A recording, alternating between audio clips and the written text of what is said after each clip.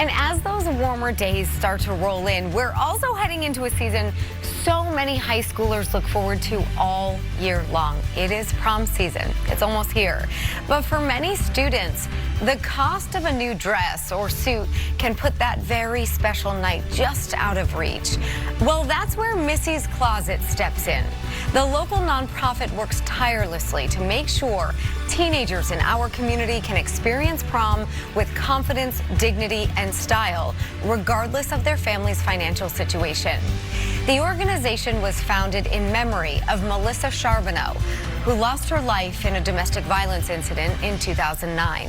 Now this morning, we're shining a light on the mission and how people across the state continue to show up for local students. From WMUR News 9, this is Heart of New Hampshire. Joining us this morning from Missy's Closet are Melissa's dad, John Canton, and his wife Heidi, and Robin Warren, who is a volunteer at Missy's Closet. Thank you all so much for spending the morning with us. We appreciate it. John, we want to just get started with the reason behind Missy's Closet. Can you talk to us about that? Yeah, briefly, it all started by one of her cousins wanting to do a Missy's Hope 5K. And we did that for 10 years. And then we moved on to having a Missy's Closet over at the YMWCA. And that led into the prom events that we're doing now. And now we're over at the TJ Maxx Plaza, much bigger space. And their generosity has been really great, giving us this space. Wonderful. And so we're going to get into all the details about how people can use Missy's Closet, but I want to talk about Melissa and just tell our viewers about who she was and why this felt like the right fit for a nonprofit. Can you tell us about Melissa? Yes. Well, in the past, she had actually helped some people with domestic violence. And the reason why I know that is because at the 5K that we used to do, people would actually come up to me and tell me a story. Yeah. And then I would say, yeah, I actually remember that Melissa told me about that story. So this feels like a wonderful connection to your daughter. Yeah, it's a wonderful connection, and it's doing a lot of hope. It's a positive thing for everybody to do this prom event.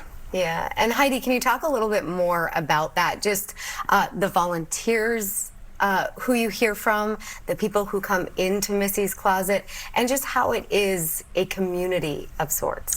Yeah, so it did start out just at the YWCA one weekend. We now, go into 4 weekends, but it gets bigger and better every year. We're completely volunteer run.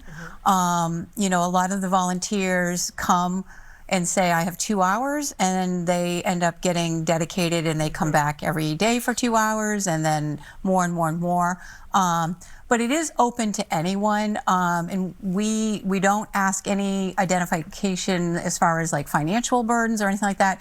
It is a community effort, and so we want everyone to get dresses and suits and just have that positive experience. In fact, I remember a family last year from Bedford. They had gone to the mall, and the daughter said, no, I want to go to Missy's Closet. I heard they have a really good variety. And the mom gave us a donation, and we were able to buy makeup with that donation. And we also get people from all over the New England. The only state we haven't gotten anyone from is Connecticut, but last year we had Rhode Island, Augusta, Maine, Vermont. No kidding. Even as far as like Berlin and Colebrook. So all over New England comes to us for this event. And Robin, I want to talk with you just about your connection to Melissa and why it means so much to you to be a part of this. Yeah. I was friends with Melissa in junior high and high school. And then a few years back with the Missy's Hope, the 5K race that John was talking about, I got asked to help with the board of that. So I jumped on that. I'm a survivor myself, so this has a special piece in my heart. And then when we expanded to the YWCA for Missy's Closet, I jumped on board with John and Heidi to help co-manage it with them, and I've been doing that ever since. What is it like for you as a survivor of domestic violence to know that there are volunteers around you who have been through a similar situation, that there are people who come into Missy's Closet with similar stories, and that you're able to just brighten their day. Yeah, it's amazing the amount of people we hear that are survivors. It's kind of actually sad how many survivors are out there. But it's nice because they all feel uplifted when they leave, like they did something special. Yeah. That must mean a lot to you, John, to hear that there are so many people who have been through domestic violence situations. Yeah, once they're there because they want to be there. Yeah. They feel safe and very productive getting something done for the community. And you get to meet some of the people who Melissa had an impact on. I hear that you've had those experiences. Yes. What does that mean to you? It just brings it so real to me that these things happen. That connection makes me proud of my daughter. I'm sure. What are you most proud of when you think about Melissa? She used to help a lot of people where she was working. She was a nurse in the administration part. And the day I visited, a few weeks or a couple weeks after she passed, I was talking to a lot of the patients at this hospital, and they told me that that's exactly what Melissa did, go to each patient, and I was doing the same thing. So I was proud that she was actually doing that, because she really felt like to do something like that made her feel good, because she wanted to do it. Yeah. Heidi, for you, can you just talk about how this makes you feel to be a part of doing such good in this community, and for apparently folks all over New England? Yeah. So, you know, it is a lot of hours that goes into this, and you know, we end up getting, you know, we're tired because it's a lot of hours. But I will tell you, seeing how John is during this thing, he takes, you know, like on those weekends that we need to be there, like he's getting up early because he likes to see the girls that come in, and he loves sharing this one story that this girl came in with her grandmother, and she was all gloomy because I think she thought she was going to like some grandma's basement and was going to get these old prom dresses. And he said she immediately had this big smile on her face, and he saw her when she left. She had her dress, and she was so happy. And that's the part he loves. He's the one that they first see when they walk in the door.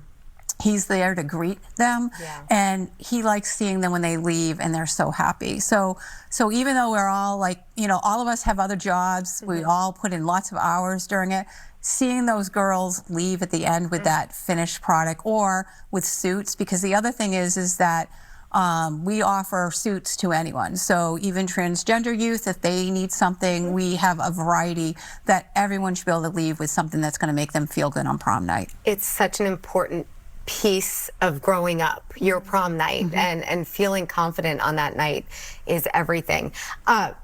Heidi, I want you to tell me and explain kind of what it is when people walk in. What do they see, and what kinds of things do you have there? It's not just dresses. No. So when they first come in, they fill out a little card that just has their name, phone number, and school, so we can kind of see where people are coming from. And then they get assigned to a dress ambassador. So that's someone that helps them go through the process, explains that formal dresses can run a little wonky, some might have been altered. And also, a lot of these girls have never worn dresses before, so trying to get them to understand, you know, they might have to size up. Once they say yes to the dress, then there's the opportunity for them to get shoes, purses. We have a community organization. One of the churches in Manchester made some wrist corsages this year. They can get accessories, brand new makeup. And we even have a volunteer, very dedicated volunteer, Elaine, that gives hours of, she does alterations for them.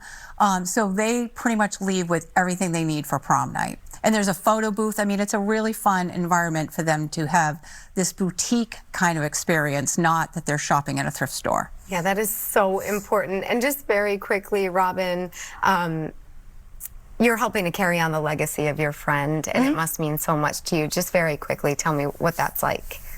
It's kind of like, it's nice because it feels like her spirit's still living within us. Yeah. I just feel like I have her still with me. Yeah. It must mean so much. It does. Well, thank you all so much for being here and for all the work you're doing over the next several weeks and all throughout the year, because I know there's so much more that goes into this. So for more information on hours and times and when you can visit Missy's Closet or how you can help, how you can donate, you will find all of that information right on the Facebook page. Just search Missy's Closet.